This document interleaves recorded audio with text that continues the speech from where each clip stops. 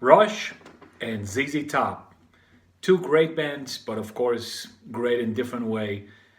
Very difficult to compare, if even. And like I mentioned in the previous video about Kiss and AC/DC, the reason I put them together is because these four bands were kind of swirling together in my head. Obviously, the similarity between AC/DC and ZZ Top is pretty obvious, right?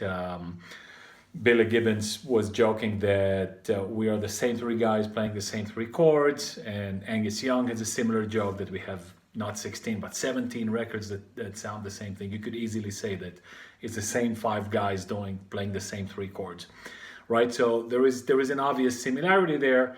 And as far as the aspect, the fun, the sexual lyrics, all of that, getting drunk and having fun and doing trouble, that's kind of Kiss fits in there pretty well. So the general aspect and the mentality and the orientation of the band, in fact, even in the musical aspect of having very similar music is fairly applicable to Kiss as well. Now, how does Rush come into the picture? Well, I don't know. I just didn't really know whom to pair Rush up with. I didn't want to do the two obvious things, even though it's not too close. So I want to try to avoid the cliches and the obvious things like Priest and Maiden or Genesis and Yes and things of that nature. So I didn't want to pair up Rush with, let's just say, Yes or Genesis that I mentioned, or maybe they are pretty often mentioned together with King Crimson. So anyway, I decided to put like a big contrast here, Rush and ZZ Top. And before I even start with Rush and ZZ Top, I wanted to mention that in the Kiss video, I did not mention the four solo albums that came out at a very unfortunate time for the band, for Kiss. Their fortunes were about to turn down, and as you can see in the video there, they released a couple albums that didn't really make sense. So I just wanted to mention here that in '78, each member of the band released a solo album that's really not that notable. The best one was, of course, Ace's record, pretty famously. And I had three of them. I had Ace, Paul, which were the two more listenable ones, and then Peter, which was absolute mostly garbage, and then Jeans, that was kind of okay, a couple interesting things here, but it wasn't really good. But I never had the Gene album. I just listened to it in other places. So that's pretty much all you need to know. This Back in the New York Groove, that's kind of notorious from Ace's record, and they were picture discs. So I don't even know if they ever released non-picture discs, but I had the picture disc of Ace, which I kind of liked, and then Stanley and Peter, which were okay, but mostly they were to take up space and be part of the library, but not getting listened to often. And then I think I didn't go into the Ace versus Gene and Paul kind of feud. It's mostly a feud between the fans, and it's if you like Kiss or if you listen to Kiss, it's almost mandatory that you have to take sides here. Well, guess what? I don't really take sides because I listen to the music. So who cares? As per the claim that Ace is the real guitarist and the one who absolutely fitted there, okay, that's a very reasonable claim and it makes sense. But there is a great deal of circular reasoning or circular logic in this, as I mentioned in the video about Kiss, because he was there from the beginning, so he was shaping those songs. So had you put someone else instead of him, he would have fit in there like a glove in the hand. And Vinnie Vincent did an absolute killer of the job of a job. So did Bruce Kulick, and Tommy Thayer was not bad either. So the only Ace replacement who didn't really work out well was Mark St. John, who luckily enough was booted from the band early on. So let's have one for Rush and for ZZ Top. And since chronologically ZZ Top came first, we will start with ZZ Top's first album. That is the name of the album, and it's a pretty cool album. Those who have the great privilege of being old enough to have listened to that album as the first exposure to ZZ Top. I'm kind of trying to wonder if it really caught them on the first listen, if it grabbed them. Again, it was 1971, so obviously that was the only output that you could hear. Pretty simple, pretty straightforward. It would be a cliche, but there's really not much of another way to express it. But imagine a bluesy slower, a little bit guttier or guttural, more guttural AC/DC. Pretty much, not so much with the stop and go, but in a very bluesy Texas mud kind of thing. So nice little album.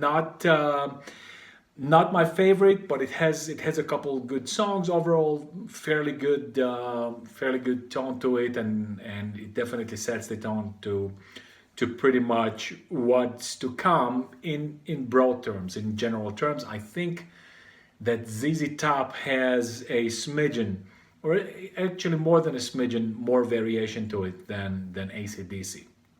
But that record definitely sets the tone of what's about to come. Not an earth-shattering, not an amazing record, but not bad by any chance. It has a good number of very decent songs.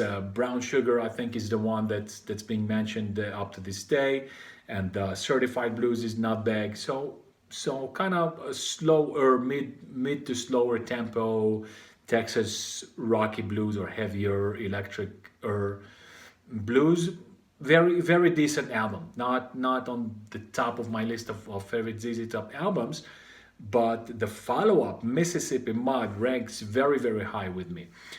In this album, they kicked it up one notch in pretty much every aspect. So the songwriting was better, the musicianship was better, they gelled all of them better together.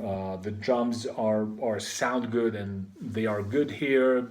They went a step ahead, and the sound here is, man, exactly what the title of the album, Mississippi Mud. This is what it is. So Whiskey and Mama is good, Barbecue is great. You got Mushmouth Shopping, you got Just Got Paid, the opener. Actually, it's not the opener.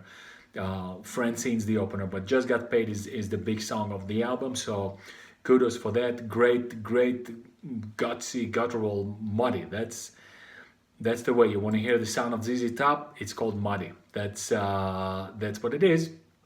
And the follow-up is another very famous ZZ Top record, Tres Hombres, and here they made their sound a little bit more sophisticated, a little bit more, not delicate, but a little bit less rough, less gutsy in a way. Not in a very bad way, but to me, Tres Hombres is a kind of a little step back towards ZZ Top's first record, which I'm not super fond of. But again, nothing nothing wrong with it. The big song from here obviously is Lagrange, and not a bad blues, but good rhythm, good tempo. Jesus just left town, just left Chicago. I'm sorry. You got Chic, and you have a good number of record of decent, good songs. And all in all, to me, it does not live up to the previous record, Mississippi Mud. And now let's go from El Paso to across the northern border, and let's go to Canada, where a group of 3 kids started a band. You have Geddy Lee, who knew Alex Lifeson from school, not even college, from high school, maybe even elementary school. I don't remember the history exactly. And they teamed up with another drummer who wasn't Neil Peart. You have to say it right, Neil Peart, because otherwise you're gonna be banned from Google and from the planet forever. So don't ever say Neil Peart, because the Rush snobs are going to pillory you and murder you as you deserve for reading his name right, because his right name is Peart. But anyway, so they hook up, they play together, and they released the first album, Rush. I'll be honest with you, I never liked this record. I don't like it now. I didn't like it yesterday. And as much as I tried and as much as I like Rush, for the rest of their career, this is the one that my system just is unable or unwilling to digest. I've listened to it. I actually had this two in two different pressings. I wanted to get Fly By Night. I think the first time I picked it up was kind of a double record, like a reissue that they had Russian Fly By Night in a double record, and then I've found a nicer edition of the original Rush, and I picked it up. A little out of character, but typically albums that I don't care for, I don't look for a nicer edition. But again, it's nice to have the entire library. Fly By Night was the follow-up to Rush, and an improvement, honestly. And this is the one that features Neil Peart for the first. I'm sorry, Neil Peart. Neil Peart. Oh, don't kill me. So it features a new drummer for the first time, and he was going to go on until the very bitter end, until the last record. Fly By Night, although it is an improvement, it's still not my cup of tea. Not by a long shot. You got Rivendell, you got a couple good songs here. This is sort of the introduction to what Rush would become. Again, the main lyric writer was Neil, and that kind of had an influence on the direction of the band in general. So it was a little bit beyond lyrics.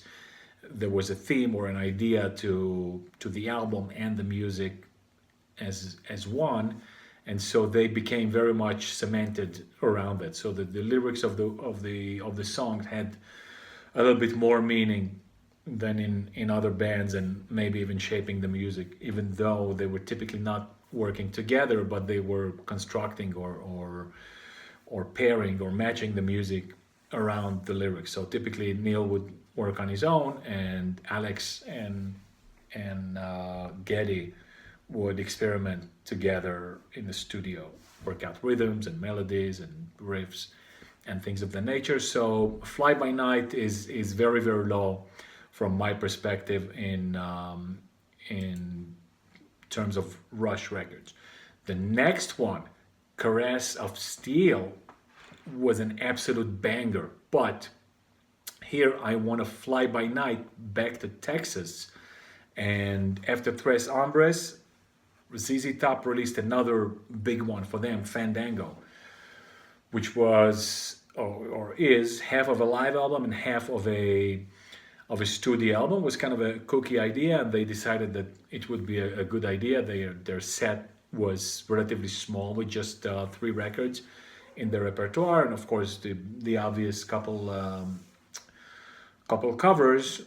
But they also didn't come up with a full studio album, so they decided to make a mix, and it works out pretty well. Not my favorite, but it's a good sounding album. The live record sounds good, even a little bit too clean, maybe not clean as in super clean, but then a little bit cleaned up. I think touched up in the studio, because I think that the quality of a lot of the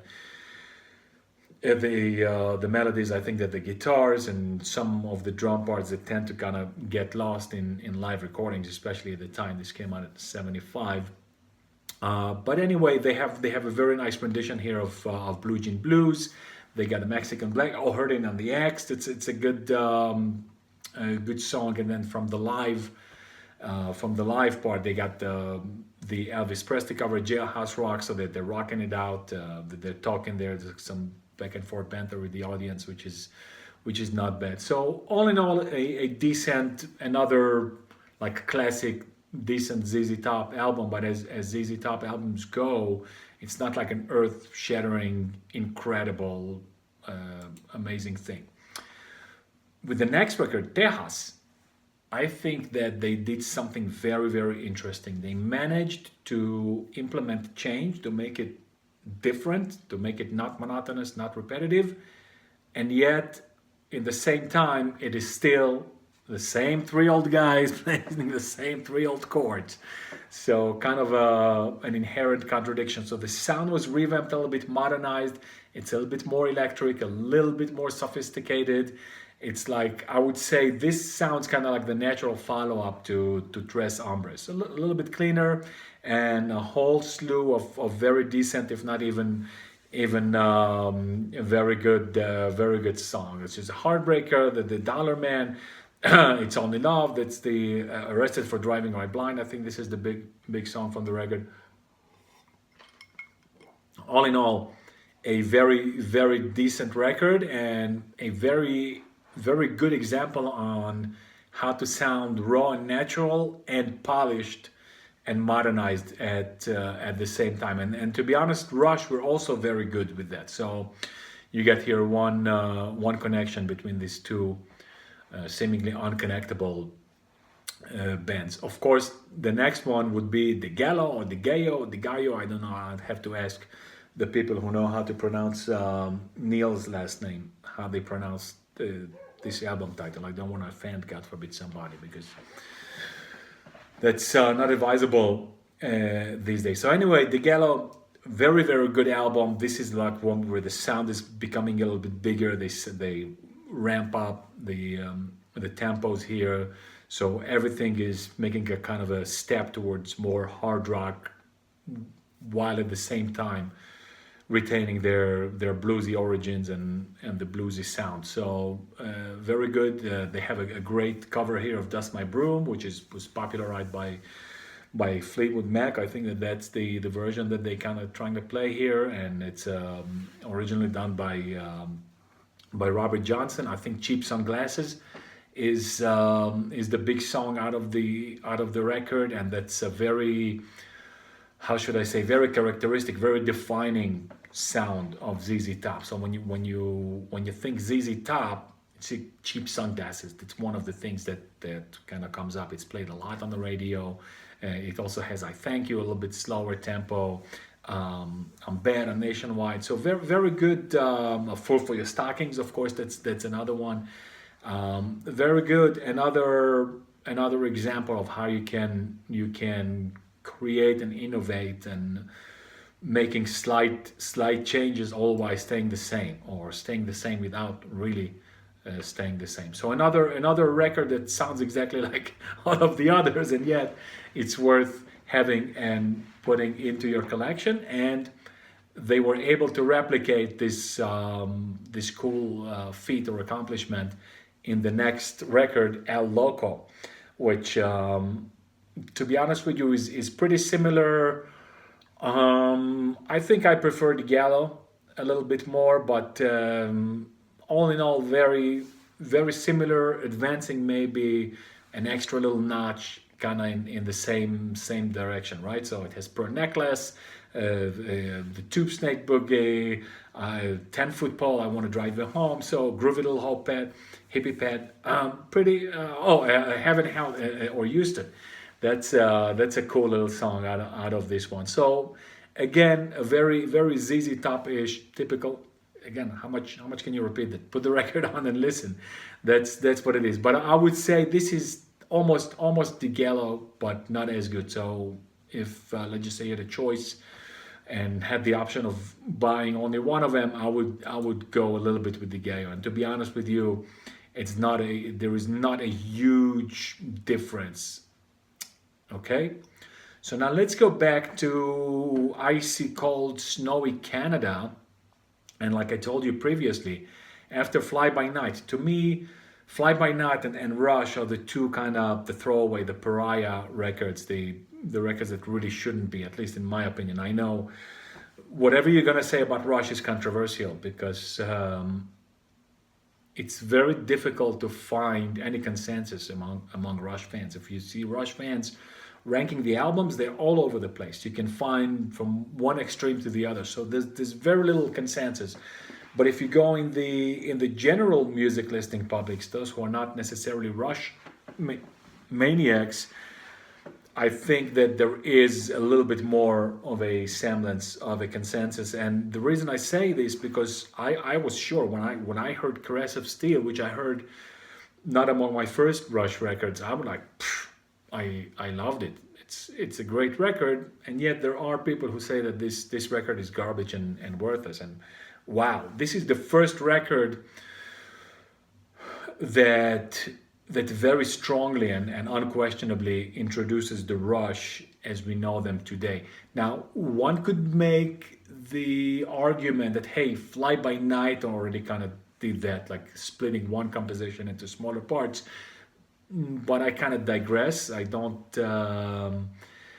I disagree, not digress. I kind of disagree with that assessment because, yeah, it had sort of the idea and the concept, but it wasn't so worked out. It wasn't so unambiguous as it was in Caress of Steel, and as it was going to be further on, pretty much from that point on for quite a long period. At least these four records that kind of form a group of their own. So anyway, very very good record. It still has a little bit of dirty raw gritty sound, and on the other hand it has this crazy kooky idea, you want to call it concept record, some songs that are sub compositions of the main theme. So we have of course the Necromancer, and then side 2 is an entire one big composition of this style. So very very warmly, hotly recommended. Bastille Day. Okay, I could go on here with the lyrics being a little bit hypocritical, but let's skip that for the moment. Let's not get too political. And then they have Lakeside Park, which is also a good, very nice composition. Geddy's singing is still a little bit too shrieky to my ear. So he started it with the first record. With the second, I can't stand that, and he's still going on with this. But most of the music more than makes up for this. But I don't like Geddy's vocals on the early records at all when it's too shrieky. I don't mind that it's high pitched, but when it's kind of shrieky and abrasive, I don't like it. After Caress of Steel, they come out with 2112, which I think it's fair, even if it's not 100% true, but I think it's pretty fair. It's pretty okay to say that this is the most Rush defining, the rushiest Rush record. When you think Rush, especially if you like Rush a lot, but you're not like a super fan or a diehard maniac, when you think Rush, I think the first thing that comes to mind is 2112, and like I said before, 2112 continues with this mentality of making one theme that is lyrically connected, and sometimes also there is a musical connection there. So not just disconnected songs like on a regular rock song. Of course, a Passage to Bangkok, great song. As His Tears, Twilight Zone, and of course 2112, the composition itself with Overture, the Temple of the Syrinx and the Discovery, and so on and so forth. A little primitive, in the storyline. Someone finds a guitar after the apocalypse, and they rebuild civilization around an electric guitar. Okay, but I guess no one claimed that this would be Walter Scott or Tolstoy or something like that. Next one, A Farewell to King. One could rightfully call Farewell to King 2112 number 2, and in a way, I think this is a pretty fair assessment. So Farewell to Kings compares very, very favorably to 2112. I think what they did here, whether it was conscious or not, I don't know, but they took the main theme, main idea of 2112, both musically and lyrically, and they worked on it, and they, I think, improved it. And I would say that, yeah, I prefer Farewell to King to 2112, maybe. Not a huge difference, but of course you have the big song Closer for the Heart, which is not related to the main theme, and then of course you have Xanadu and Cygnus, Cygnus Book 1, and the Farewell to Kings itself. So all in all, very good record. A little bit becoming a little bit more complicated in the music here, in the playing, the sounds are more worked out. And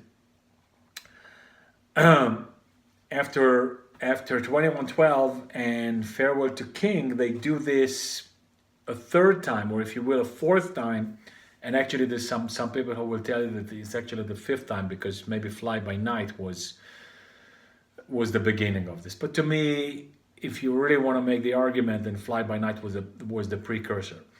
Hemispheres is my favorite of this bunch. The first time that I heard La Villa Strangiato and the trees, I was very impressed. I love this. So this is like exactly like from 2112 to Farewell to Kings. From Farewell to Kings, it's pretty much works around the same line, working out and improving the musical lines, the storylines, the guitar parts.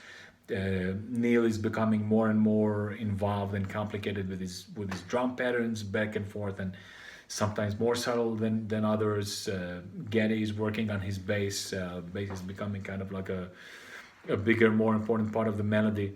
So very good record, and ranking very high in my cataloging or liking of the Rush collection, the Rush catalog, if you will. So this places us at 1978, and we've already went past it. We went all the way with El Loco with ZZ Top, 1981. So let's stay with Rush a little bit, but I would like to take a little pause here. So maybe go get yourself a drink. Because after Hemispheres, I think that Rush understood that, okay, we've milked this cow to the last drop. We've got Hemispheres. Before that, we got Farewell to Kings. Before that, we got 2112, and a lot of people will annex or connect Caress of Steel, which I kind of believe is a fair assessment. So I think that Caress of Steel, even if you don't want to call it chapter 1 in this saga, but it's definitely the introduction or the preface. After Hemispheres, they took off a year for touring and resting and whatnot, and they come out with something that you may say completely different, something that harkens to a little bit of Fly By Night, not a lot, a little bit of Fly By Night, a little bit of Farewell to Kings out of all those four, and they do something quite different, quite unexpected with Permanent Waves. And it has some of their biggest, most famous songs, of course, Freewheel and Spirit of Radio. All the classic rock stations always play these songs. And then you have Jacob's Ladder, which is the other big song out of the record. All the songs are pretty well worked. They work good. They have kind of a new sound, a renewed sound, a little bit less natural, not overworked, not overproduced. They all kind of keep going and advancing in their